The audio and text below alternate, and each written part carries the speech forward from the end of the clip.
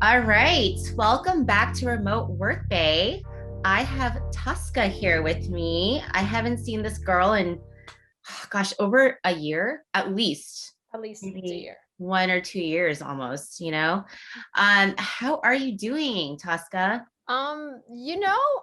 Different. When we last saw each other, things were and felt different. But honestly, I feel like this time off came at kind of a really, obviously everything is so much terrible stuff has happened, but getting to slow down and really look within ourselves and kind of analyze how everything is working, especially entertainment. Like there's a lot of things that were working great and a lot of things that maybe weren't working as well. And so I'm glad we got this time off, as hard as Mhm. it was.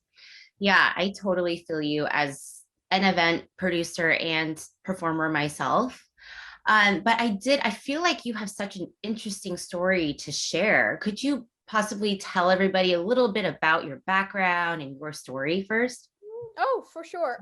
So I'm originally from the Czech Republic. And I never was really in entertainment at all over there. I was in sports. I wanted to go pro playing soccer actually, and my Wow. dad dissuaded me. He's just like, there's no money in women's professional sports here, and by 25 you're just gonna be just broken bones and like no money. And I was like, oh wow, that sounds really great, maybe. And I was like, you know what, whatever, I'll just go to do college. And so when I was younger, I found out I was actually an American citizen. I'm a natural. I was born on my dad, who is an engineer. He was sent out for a short contract to Hawaii for a few years, and I was actually born there, and that's how I am an American. I'm birthright American citizen. Wow. But you grew But up in Czech Republic. yeah, so we left like 2 or 3 years after I was born and never came back ever again because my parents aren't American, so they can't come here, in a way that you Mhm. or I could. And Mhm. so yeah, so when I was 18, they're just like, "We don't want you to go, but you're an American, you can go there." And I was like, "All right, well, I'm gonna pack a fucking bag, Mhm. sleeping bag, and Yep. I am gonna go to LA and honestly study." Like I wasn't like, I'm gonna come act or be like a star. I'm gonna be like, I was just like, hey, I want to come to the US and study here. And so Mm. I did Santa Monica College for 2 years and then got a full ride scholarship to USC. And then I was at Oh, USC oh for my two and a gosh. half years and double majored. And during that time I was like, I should work out. And then I was like, oh, what's this cyrwheel thing? I like saw it on a YouTube show. It was like this Yeah. brief little clip of this dude doing it, and I was like, this speaks to me. I don't know why, but I'm gonna make one. And so I made a cereal wheel, which was hella jank, let me tell you, Wow. Oh my because I just gosh. didn't know where to buy it, and I just started Uh-huh. training it. And like there's Yeah. a few other people who were interested. Like we all kind of didn't know anything about it, but we kind of like started on the journey of learning it together. And I Mhm. still know those people super well. They're all like amazing at what they do. Like Mikey, who was working with Quixotic predominantly for a Yeah. long time, and Isabel, who's actually not doing it as much anymore, but like Courtney Giannani, who's like has her own school now in San Diego. So we all kind of came up together in like the brand new cereal world. David Matz, he was before me, but he was too cool. So yeah, Mhm. so then I did cereal for a while and I sucked for a long time. You know how it is. You just suck at stuff for a long time. And then Quixotic gave me my first job in like Chicago somewhere, like my first Um, serious Yeah. gig. Wasn't good. I was like not good, and everyone there seemed so good. And Mm. but you have to do thank you, Anthony, for giving me and then I joined Lucent for a while. I kind of jumped around, joined Lucent Dossier when they're kind of doing their thing for a while. Then I joined Zen Arts for a while. Yeah. We just did the circuit, and I learned a lot there. There was a lot of good and some not so great, and it actually really pulled back the curtain on what the entertainment industry looks like. There's some really amazing things, like the caliber of talent and the caliber of crew and makeup and production and rigging and all these things, and other things where you're just like some archaic form of like, I am the boss and I can Uh, do anything I want, which is I like feel you. not specific to entertainment. It's just like, I don't know. And it just seemed like it's time for something new. And, like a lot of people make entertainment companies, but, we kind of came to an end of the road with Mhm, Zen Arts, which is, it happens. mhm. And I was like, I'm going to do my own thing. And I was like, not super inspired by just doing corporate gigs anymore. Yeah. All good. The money, I will always do a good corporate gig, but I'm just like, I want more. And so I put together Tarantina, just Yep. like I was just like, this is what I want. I kind of like danger and like B film Mm, and, just women, like not just like male gaze where it's just like, oh, I'm so beautiful, but it's more of like, I have insane skills and I'm going to kill you. Like, yeah. I, Yeah, totally. Okay, so we have a lot to dissect. First of right. all, soccer. Oh my gosh. Soccer. Yes. Okay, what? I had no idea. It's like I've known you for how many years? I had no idea that you wanted to be a professional soccer player. Yes. I mean, that makes a lot of sense. I feel like you still could. Well, I'm so bad at cardio. I can't, I don't know. I don't know how I did. I'm so like bad at working out now, but yeah, it was definitely Yeah. a big dream, and it was hard, like Mm. letting go of it. And then what did you study at USC? I studied advertising and fine arts. Okay, that makes a lot of sense. Yeah, and actually, I was just like, oh, another girl with an art degree. Yay. Oh no, oh my goodness. Hey, full Not, ride. That says something, you know, it especially at wasn't USC. it was hard. It was hard. I wrote so many grants, and at SMC, Mm, because I read on the internet, it's like if you can do really well at like these community colleges, like it's actually easier to get in starting at a community college, scoring a perfect 4.0 or 4.1, and mm, then transferring. I mean, that's the whole, I think that's why they, obviously people can get associate's degrees, and that's yeah, great as well, but SMC specifically, it's like a transfer school to UCLA or right. Berkeley even, or USC. And so that system works. I really like, if you want to go to college, don't spend, or if you can, Yeah. amazing. There's a big community there. Mm, But you can save a yeah. lot of money. So Because much. the So 101 much. classes, like you're still paying what are $4,000, $5,000, a Mhm. unit at these schools, when it's like they teach those 101 classes just as great Mhm. at Yeah, at community community colleges. colleges.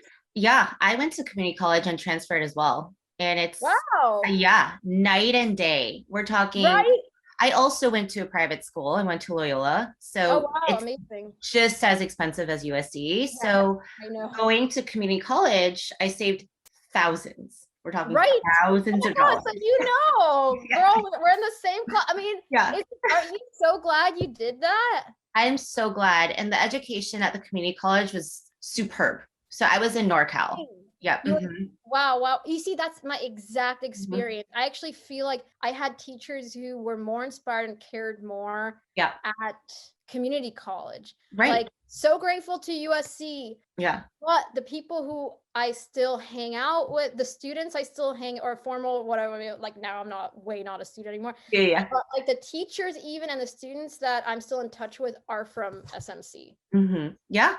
Same. I have a lot of my long time going to be lifelong friends from community college. Oh, hell So yeah. I feel you. I totally feel you in that sense. Wow, I'm I so just learned glad. so much in like 5 minutes of you just sharing your story.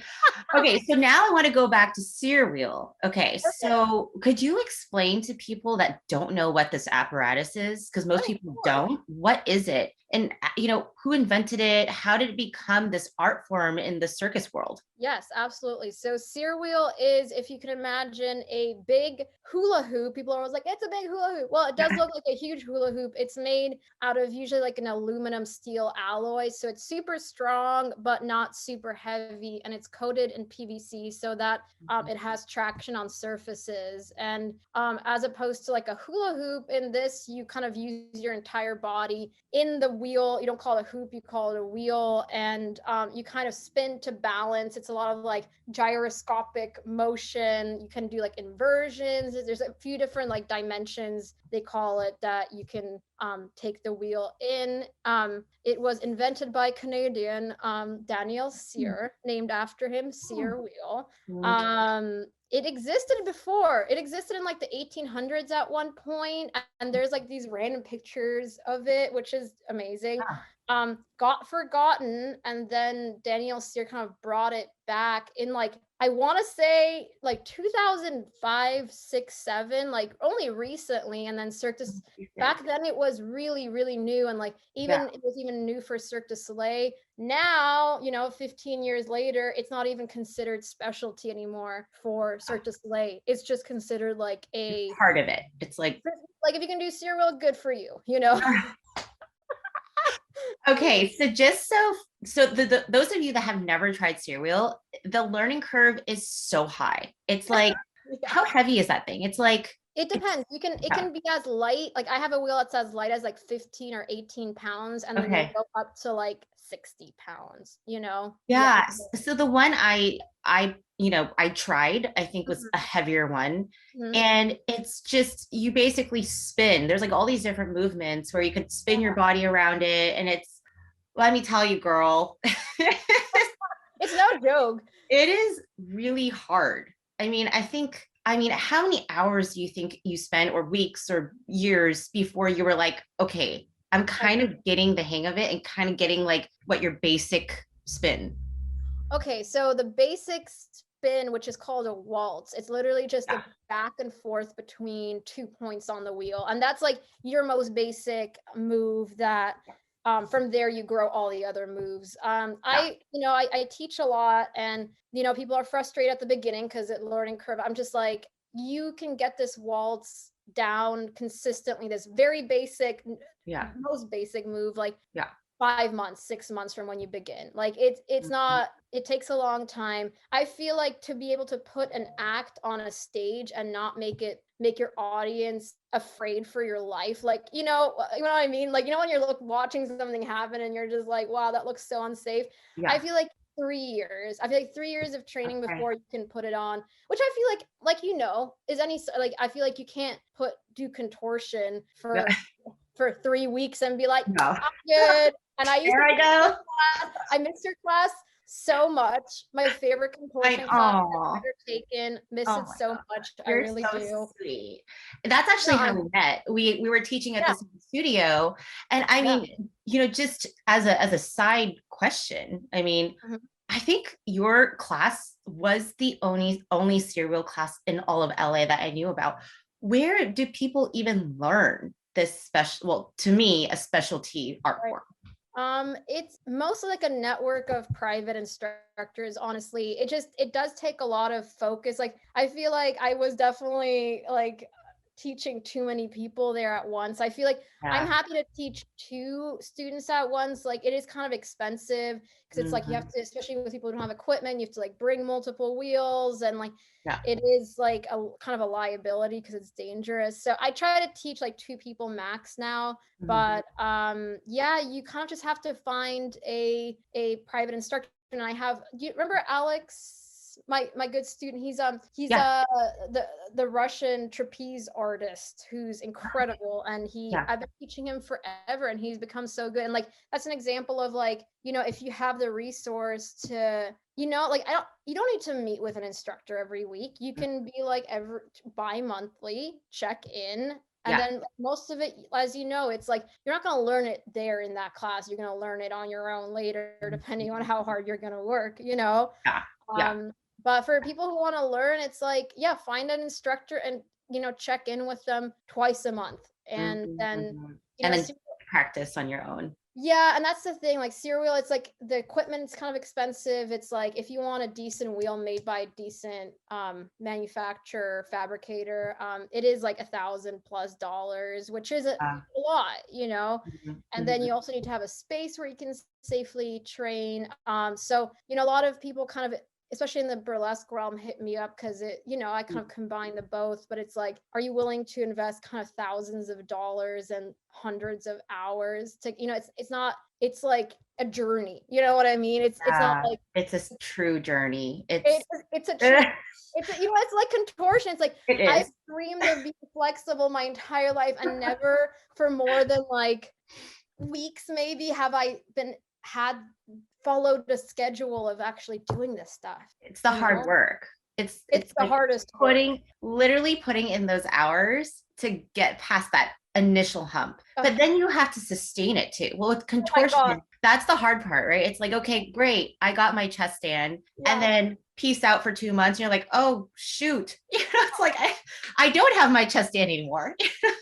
That's the hardest part. I feel like contortion, like cyrwheel, I have to say sometimes I don't do it for 3 months. I come back, I'm better. Like my mind has like resolved all of the problems, and now I can magically do it. But contortion is like not for the faint of heart. It hurts. You have to do it all the time. It looks so great. It is so wonderful.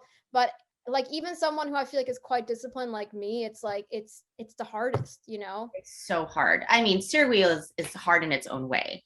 It is like so I wanted to kind of get into how you combine burlesque. I'm very curious. How do you combine the burlesque world into the cyrwheel world? And I think you're the only person in the world that I know of that does that. Yeah, there's more people doing it now. There was also a burlesque performer named Roxy Delight who like way back also, she was definitely skewed heavy burlesque and did cyrwheel for one of her numbers, and that was really cool. I kind of learned about her like way down my cyrwheel journey, and then once in a while I'd be like, oh, this looks cool. Like I'd see people do burlesque, I'm like, what's that? And I never really followed it. I was never like dressing in cute shit when I was in high school or anything. I've always been like regular old me. And then, one day I'm just like, well, I just love all these costumes that they wear and like creating this like real like atmosphere and theme and whatever. And I'm just like, I kind of want to combine this with cyrwheel because it's like a lot of times it's like you wear your leotard and you do your thing and that's it, and it's not that's it. It's like you're risking your life, all that. But I'm like, at one point, I'm just like, I'm going to exchange out getting, like, I feel like I'm definitely an advanced cyrwheel performer, but like, I was like, do I go into like death defyingly good, or do I just like make it pretty? You know what I mean? Hey girl, you're making it pretty. It still looks super advanced to like the normal eye. You know what I'm saying? It's like sometimes it's not the hardest tricks. Yeah. Coming from the pole world as well. It's girl, let me tell you, you just do a beautiful layback or a split. Oh, yeah. And people are like, whoa. Love it. Then you do some crazy combination drop and people are like, okay. Yeah.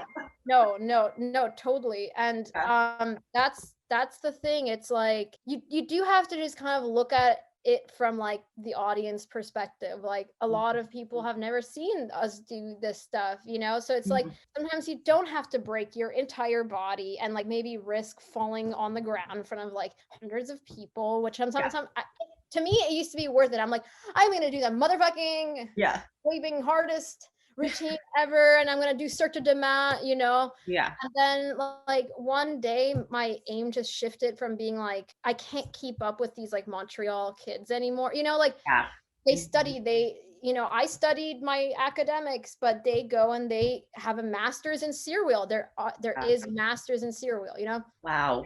Yeah, there really is. That. Huh? Yeah.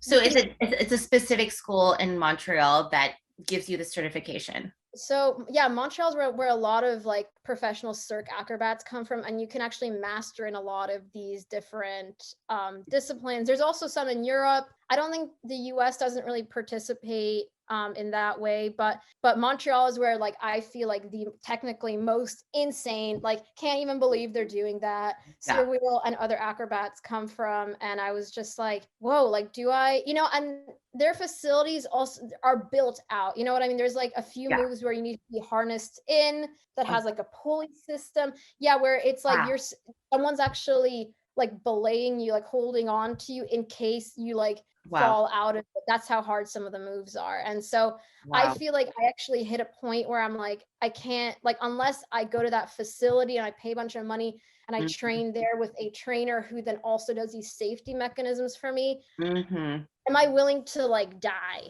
You know what I mean? I'm like, no, you know what? I'm gonna buy a cute wig and a thong and whatever. I'm gonna combine it with burlesque because I feel like people like showmanship. It's easier, funner. You know, Absolutely. And then when did you transition from just solely being a performer to starting, the Tarantino show and what else? So what are your businesses? So tell me about all the different shows you're doing. Oh my God. Okay. So I created Fatale Factory, which I was just like, I want a female centric entertainment company. So like Fatale, it's like femme fatale, Fatale Factory. So I was like, we're gonna do like epic women doing epic shit. And so then I'm like, well, under this company, which is kind of like an umbrella, I'm gonna produce these various shows. And the Western show Desperada, I actually created years and years ago, but it got into a little rut. I created it for an entity who then didn't adhere to the terms we had agreed to, and I pulled it from, and I feel like that's, intellectual property is a real thing. Like if you're going to create something and then halfway through your partner in whatever venture doesn't treat you with the same respect you're treating them with, or they're putting in a lot less work, you can put your foot down and say, sorry, I'm pulling this. I did the work. It's trademarked under my name because I created it. And so it just seemed difficult. And I was like, let me wrap this show up, Desperado, cool, come back to you, put it away. And then I'm like, I'm going to do a brand new thing. Like, what is some other thing I can do that kind of features female talent in a theme that I like? And I've always loved Tarantino movies. I grew up with them. I grew up with his soundtracks predominantly too, because I just feel like he is like a master at selecting just the most amazing tracks. You know what I mean? Absolutely. And one day I was like, I'm gonna make a pitch deck, or like what I'm gonna make like a little concept deck. And I was like, let me just cast various friends that I know and like as these roles. And I was like, cool. And I showed it to a few people and they're like, we would totally go see that. And I was like you'd pay money to go see it, or like you'd come because you're my friend, come see it. And they're like, no, we pay some money to come see it. And I was like, all right. And so I actually hired my friend Miranda, Miss Miranda, who does a huge amount of different amazing stuff, but she's also a pro costumier. And so I was like, let's put together these kind of like fashionable versions of, because Tarantino is mostly like the everyman. It's like they're not like sparkly and like it's like the girl in the cargo shorts and the crop top from like Goodwill doing stuff, and so we just found a way to kind of zhuzh those outfits and then put it into like a variety format. And then bam, it was there. And my first show sold over $10,000 of tickets. I was shocked. Amazing. That's amazing. I couldn't believe it. You know what it is? It's because you tied, all these different specialty art forms together in these little vignettes, and you tied pop culture to that, so it's something that people understand, and it's entertaining for people to see. And what's interesting is, I've been following your journey, and didn't Quentin Tarantino actually attend one of these shows? And how was that like? That was pretty surreal. It was a journey, because like the first show I did went super well. All of my friends came, great. The venue totally ripped me off. Barely. I think I actually lost money on that show. That's how I did it at the Belasco downtown. And I was just like, I feel like they have such big like clients, or like whatever music, they do all the Insomniac, not Insomniac, they do all of the maybe Insomniac. Is it Insomniac? They have a lot of big DJs that come through. Yeah, they have huge things, and it's like this was too small for them to really care about. And I was like, fair enough, like you don't need to care, but I'm gonna find a venue that cares about this. And I walked into, me and Bryn, Bryn, what's up? We used to live. I know, me too. We used to live above this place, Club Bahia, on Sunset, and everyone's like, oh, I know about it. It's like the crazy like mural one, but we've never been in there, and like no one has ever been in. Some shows, on like indie shows happen, but it's mostly Latin dance nights, live music. And they've been in business for 50, 60 years. Like they are OG, and I was like, Mhm. well, I'm going to try to go in here and see if they want my business, and I went in Yeah. there and Michael, the owner's like, you want to do a show in here? And I'm like, yeah, I mean, that'd be great. And he Like, go was on in. so helpful, totally out of Ah, like a Tarantino movie. yeah. The neons, the bar, the dive bar. I was like, this is perfect. The right Yeah. amount of space. The stage is perfect. There's a lot of that floor space on the ground. Yeah. And yeah, and eventually I was like, first show did really well. Then it's like I really had to work the next two shows to like get people in the door. Like I feel like people are like, oh, what's your next theme? Are you gonna do like some other directors? I was like, nah, bro, this is here to stay. Like, I don't Mhm. want to do these like new themes every time. I want to like really go in and hash out this theme. And so I Yeah. feel like people didn't really understand that it wasn't some transient theme and that it was there to stay. Like we were gonna do new acts, but like It would that be the that list. specific theme. Mhm. Yeah, I was like, you think I'm gonna buy this neon sign for I know. $5,000 and like, all And the right, costumes too, where's yeah. David Lynch? You want to put Lynch? Yeah, 5,000. You know what I mean? It's like, Yeah. Yeah. you and yeah, and then down the line, I was like, I need the help of like a PR. I was like, what's PR even? Like I know what PR is, but I'm like, I can do it myself. But then at some point, I'm like, no, I can't do it myself. And I Yeah. got a really great PR professional, Dustin, who Yeah. was like, have you ever reached out to Tarantino? And I'm like, no, I don't want to. Like, I don't really want to bother him. It seems like stupid to bother him about Yeah. this. And he's like, no, you should. Mhm. And so he reached out on my behalf. He did like a full, what's it called, press release, Yeah. blah blah. Invited him. His assistant got right back to us actually, and they're like, Huh. he would love to attend. And I was like, yes, score. And then he didn't show up.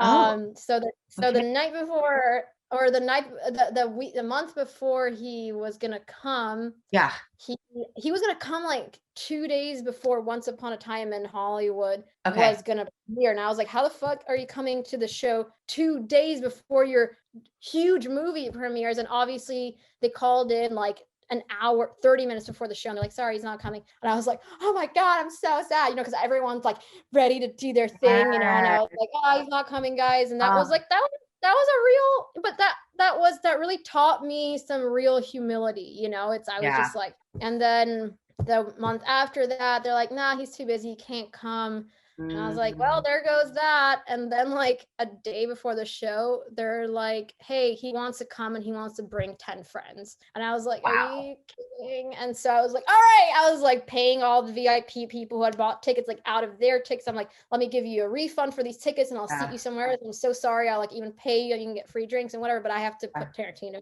and his posse here. And Yeah. so he came and it was a godsend, and he let us film and take photos and do the thing. And he even did like a participation thing where he ran the lines from True Romance, like unexpectedly with us. Oh, And it was unreal. It was that is unreal. crazy. That It is was, so. Would you say that's like a career highlight for you? yeah. I mean, I don't think Yeah. anything crazier on my watch has happened to me. Mhm. Like I've seen Yeah. crazy stuff happen, but like, yeah, and just like sitting and chatting, him being like, where did you find all these women who do these things? And I'm like, these are all my friends. And he's like, what? And I'm like, yeah, and Oh, and he was so gracious. He closed down, he stayed for another 3 hours after the show was done. wow. We had to literally be like, You're we like, have to close now. It's 3 a.m. We're like, so sorry. oh my gosh. I take it He was so he nice. loved it. I think he really did. I mean, he said, I mean, it's also, he's partial because it's all about him, but Yeah. he was like, this is the best live show I've ever seen. And I was like, thank you. I mean, thank you. Thank you so much. Yeah. And so, I mean, he was just he talked to each performer and he danced on the dance floor afterwards, and Mhm. he let himself be photographed, and he came without security or anything, which is, Oh my and gosh. he talked to Michael, the bar, and he's like, I love this place. I would totally put this in a movie. And I was like, fuck Wow. yeah. I was like, I Wow. guess if I was keeping at the Belasco, that was kind of more corporate and like Yeah. kind of more like downtown and cool. I was like, let me go with this kind of more mom and pop business that I feel like is more authentic. And Mhm. yeah, it paid off, and he really liked it. And that kind of catapulted that into me not having to sell, sell the hard tickets. Are it's like people were just like, oh, this is legit. Even Hollywood people would come, and it Right. really turned the fortune of the whole thing around. Yeah. So is this, pre-pandemic, is this Mhm. like, is this like a monthly show that was going to be ongoing? So between the time that Quentin Tarantino came to your show and then the pandemic, was it just Mhm. ongoing?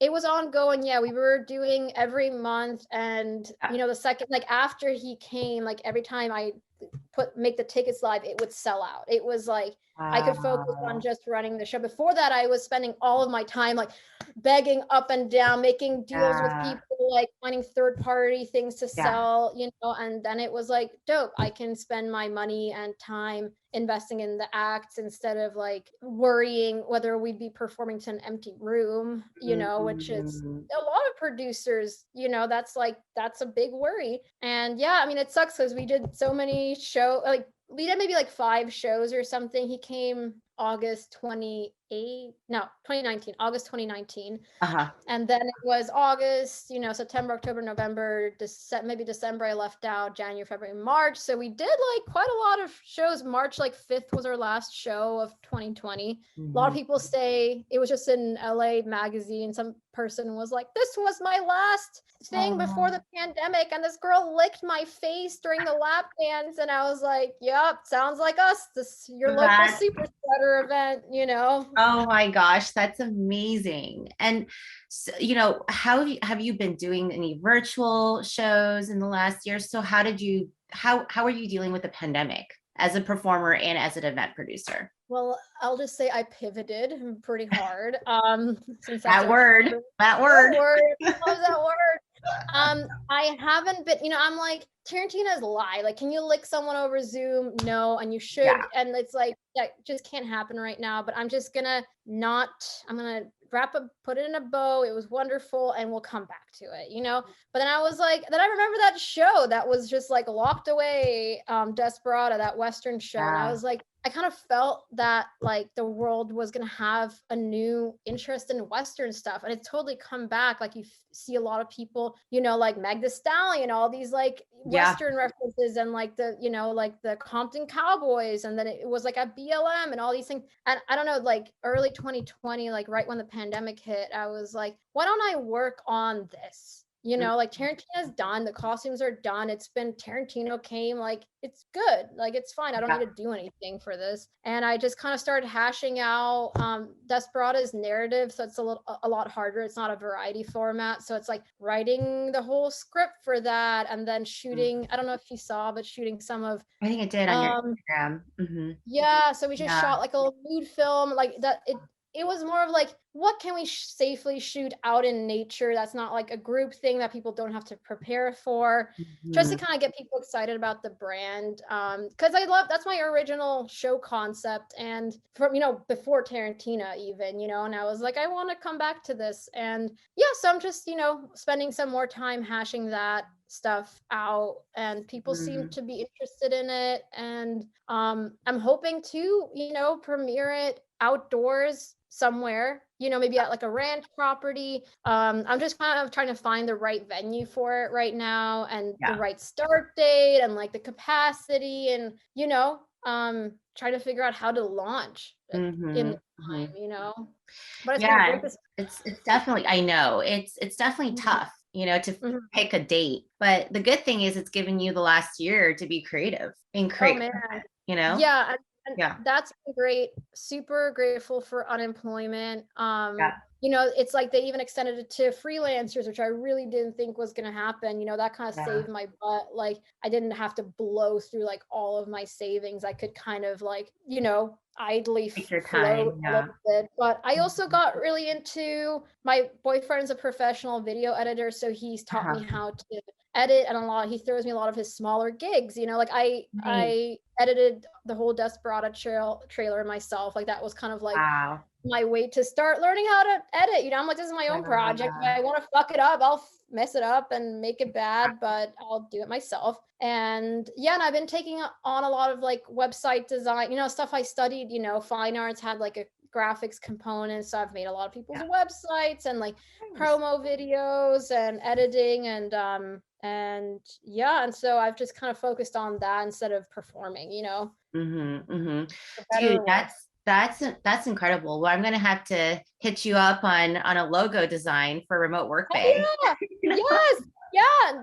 Please let me know. I would love to make a little cool design for you. Yeah, I mean, I literally just made it off Canva because I don't Yeah. have, a background in logo design. So would No, that's love to pick your brain. Oh hell yeah. I mean, whatever you need. I'm here. I love doing that stuff. I kind of left it behind after Yeah. college, Mhm. but it's like I know, I create all of the websites for I mean, that's been something that I feel like I've really benefited from is just being an in-house everything. Like obviously I can't shoot because it's like I'm sometimes a subject, but like Yeah. besides that, it's like all the graphic design, website design, editing, like branding from the advertising world, knowing how to advertise and how to link in stuff, like thank God, because I feel like a lot of people have to go to third party or like their friends do it, but it's like it's just so much cheaper if you can just do it yourself, right? So much cheaper. So much cheaper. You be your own like work bay, right? Yes, exactly. Exactly. It's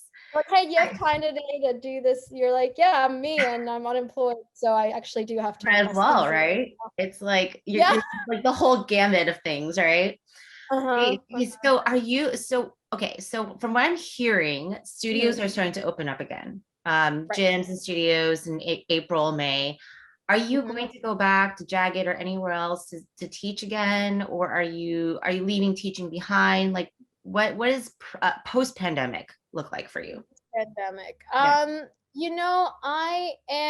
I'm down. yeah, I I'm down to teach privates. I think that's kind of where I'm at like right now. Like once I get vaccinated, sure, like I'll go out and do I've been pretty totally. careful, you know what Yeah. I mean? And it's like not everyone has to be as careful as we are. Like we moved into like a little house in the suburbs and I have this is my own backyard studio that I'm sitting in. It's like I was gonna say, I was like, where are yeah, you? like this is where I stash all of my stuff. Look at this. There's a little dog down Wow. there. Look at her. Oh my gosh, you get a new doggy? Charlene. No, I'm just dog sitting for my Oh, it's friend. so But cute. this is a whole studio that's just in the background in my backyard to work, Y'all, Amazing. everyone has to move to the suburbs. It's amazing. We're in Yeah. Monterey Park. Okay. Yep. You have the good Uh, Asian food. it's I like literally when I saw Monterey Park, I was like, I'm never gonna live anywhere ever Yeah. again. Like, no, seriously, the food's incredible. Everything is like in tip top shape. When I went to Yeah. like when we moved here, we went to like City Hall, the register, or whatever, and they're like, "Welcome to Monterey Park. You can do classes and calligraphy and learn Chinese for free. You can just come and do these." And I was like, this is so different than living in Echo Park, where it's just like you're on your own, like you might get stabbed, but Yeah. um it's just a different life, and I'm like suburb BB now, love it. Oh, and you're close enough. I'm gonna go out there and visit you and Please eat, come. eat all the food. Oh my God. I mean, it's literally a dream living out here. Like if I knew this was here, I would have moved years and years ago. Wow. But now it's like I have space for storage and I have like a designated place to work. Mhm. And Where do you that's train? Where? I Yeah. train at and I don't train as much anymore. I was just like, Yeah. yeah, I'll get into shape when there's like something important or Yeah. something. Yeah. I mean Dita, the tour, the Dita Von Teese tour was supposed to the European tour I was supposed to be on, Yes. obviously had to be moved not only in 2020 but also in 2021. So now it's happening in 2022 because it's every Oh. European capital. So it just couldn't. So I'm Uh-huh. like, that's supposed to happen early next year. So I'm like, oh, I'll get like fit then. Like now, for now, this is quarantine bod. Like I'll be like All of really, us. yeah. I was like later. Yeah. But there's a private studio that, it's like you can rent rooms for like 30 bucks an hour. Uh-huh. It's not great, but it's like, I'll just be like, I'm gonna really, really, really work really hard for whatever that hour I'm paying for. Like when I used to just be at Yeah. LA Fitness or something and use their Yeah. group rooms. Yeah. Yeah, don't train as much anymore, but I'm down. I teach my student there. I see. The Like studio. one-on-one, Mhm. yeah. One-on-one classes are great. It's a big ballet studio room. Got it. I'm down here. I do have a small secret that to confess. I might be moving. To for a big where? opportunity, maybe to London. Oh my gosh, for a show? Yeah, it's not set in Okay, stone, but but there's some permanently or negotiation. yeah, was To actually direct a show out there, like a large gosh, scale, like Broadway show. dude, Like, girl, y- yeah. congrats. That's You know what? It's almost there. I can't even get too excited because I don't want to jinx it. But we've been in negotiations for like a year, and finally they're ready yeah, to talk about live entertainment again. And so it's like wow. chugging along, but it would be next year. But it would, yeah, I mean, it would change my life a lot. Yeah.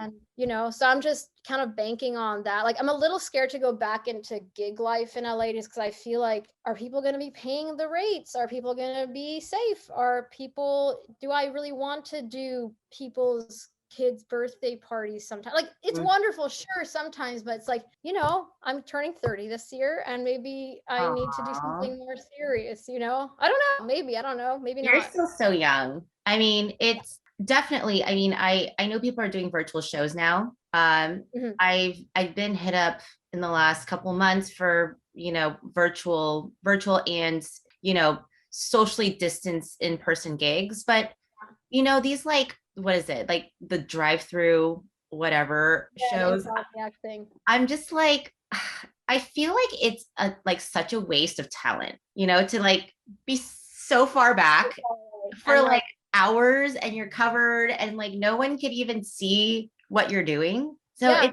it's I mean, it so ain't rap. I know. So It, I mean, I've turned down basically every gig so far, just because the pay rate was not there. right. Also, it's for me, I'm like, okay, it's not worth it to me to wreck my body in I, outside in the cold so for cool. nothing. It's Right. like No, no, so 1000%. that was a choice I made. Yeah, But I feel you, girl. It's like there's that we're in this gray zone of yeah. is it safe? Is it worth my time? And where can my time be spent for, the more long-term gain? And I think Exactly. that's I think that's where my mind's at as well. So I feel you, girl. And Mhm. it seems like this London opportunity is going to be really, monumental in your career. It So would be it would change my life so much. I'm actually scared to think about it. Like, you know what I mean? Because yeah, like, if it doesn't happen, I will have been like almost there. And if yes, it happens, amazing. But you just have to hope that, we've endured a lot of, the entertainment industry has taken all kinds of hits, and I'm hoping that now's the year where we can kind of recover from it together and have some good luck and get some gigs we might have not maybe yeah, thought we were worthy of back then, or I don't know, like, yeah. I feel like stuff is going to come back. People are very excited to interact with live stuff again. And yeah, I mean, I just want to come back to this world and make like a meaningful impact instead of just trying to scrounge enough money to survive by like, and it's a risk, like a lot of my friends, are like, I'm jumping, like I'm getting every gig I can get because I need to pay the bills. And I'm just Yeah, like, let me live smaller and not spend money and just be like, I'm gonna put yeah. all of my energy into this bigger, it's a Mhm. gamble. It is. It's I don't know. absolutely a gamble. And, the fact is, it's without risk, there isn't reward. And so Yeah, I understand both sides, right? Like we have I know. a ton of friends that you're just like, okay, I'll take anything to make Right. Which is totally ends meet, understandable. which is, I totally respect that. I get it. It's about survival. And at that point, you just have to do it. Well, if you're Dude. can do it. But I mean, if you have the luxury of saying, okay, let's take the risk and not take all these small little gigs Right. and try to build something bigger for Yeah. future, then Mhm. that's another route as well. And it's ideally you could do both at the same time, but Right. it's just we can only spread ourselves so thin. It's true. And I feel like this time has given everyone, especially like performers and like live events folk, time to really reflect on and I feel like the community is like restructuring itself, and I feel like it's going to come back really different, and I hope it does. Like, there's been obviously some wonderful things and other things. It's like, were we just working ourselves to death to compromise, like, and just give these corporate clients whatever they want, no matter what they want, even if it's stupid. And I'm just like, Yeah. I just don't want to be like, I just don't, it's like, I just don't want to have some corporate client who's like, no, no, no, no, no, no. This has to be like the most like just stale possible thing, because we can't make any statement at all. And I'm just tired of making that, it was exciting when I started a company, and it's like I was working with Google and all these things, but even like the Google, like, I loved everyone involved, but it was like, no joke, like 50 Zoom meetings or 50 whatever Google Hangouts about like what can and can't be done, Gosh. and it's just like so many restrictions. So many yeah. restrictions, Mm-hmm. So it and must be so much nicer to do your own show.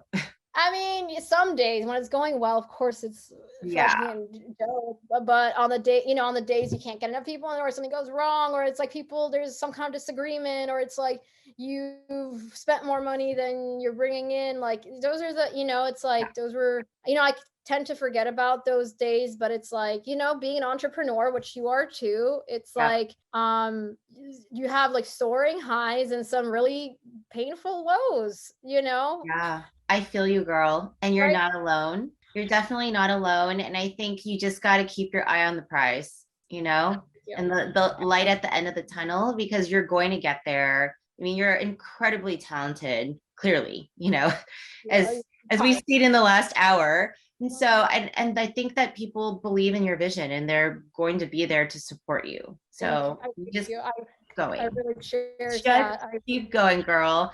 I mean, okay, so I don't want to keep you too long, but I just wanted to, do you have like social media that we could share with people just in case they wanted to get in touch with you and ask you further questions? Like, how do people find you? My Instagram handle is Tosca, spelled Toscacyr, which is the apparatus that I do. Or I'm on TikTok, and I'm not good at it. But you can find me on TikTok with the kids. Hey, I'm trying. It's very frustrating, but I'm trying to be funny and fun. Fatale Factory, just one word. And I mean, is there other social medias people have? Like, I'm not on Twitter. I wish I do, like, talking up a storm, but not on Twitter. And then, my two shows, Tarantina, it's Tarantina Show and Desperada with an A show. And you can kind of follow what those shows are doing. Desperada is a little more active now since I'm building that and hopefully trying to launch it this summer. So, if the listeners are interested, they can go see the shenanigans online or ask me questions if you want to know anything about, the Wild West that is the entertainment industry in LA, or about show development or cyrwheel classes or whips classes, or all, any of those other weird things. You can definitely rate me. Awesome. Well, thank you so much, Tosca. Like, I really, I can't wait to see you in person at some point this year, hopefully. Yeah. Oh my God. I mean, just come out. We have a lovely backyard here in the burbs. So please come visit. You have my number. I will. Thanks, girl. Yeah. Thank you.